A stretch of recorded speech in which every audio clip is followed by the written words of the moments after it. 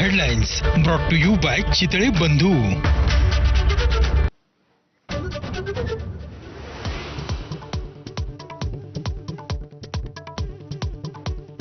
मेलो तरी आझाद मैदानातून हटणार नाही. मनोज जरांगेंचा इशारा. मागण्या पूर्ण झाल्याशिवाय मुंबई सोडणार नसल्याचा निर्धार.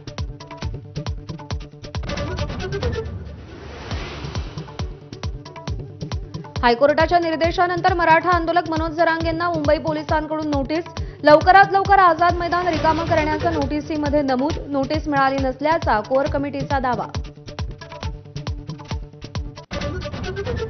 राधाकृष्ण विखे पाटलांच्या निवासस्थानी मंत्रिमंडळ उपसमितीची बैठक सुरू. जीआरचा अंतिम मसुदा आणि हायकोर्टाच्या सुनावणीवर खलबतं. मराठा आरक्षणासंदर्भात सरकार आजच नवा जीआर काढण्याची शक्यता. मराठा आंदोलन प्रकरणी हायकोर्टाच्या निर्देशानंतर पोलीस ऍक्शन मोडमध्ये. सीएसएमटी चौक रिकामा करण्यास सुरुवात. तर आंदोलकांच्या गाड्याही हटवल्या. सीएसएमटी स्थानकातील गर्दी मात्र कायम. मुंबईतील विविध पोलीस ठाण्यात मराठा आंदोलकांवर 5 ते 6 गुन्हे दाखल. वाहतुकीत अडथळा, मालमत्तेचं नुकसान आणि मारहाण प्रकरणी गुन्ह्यांची नोंद.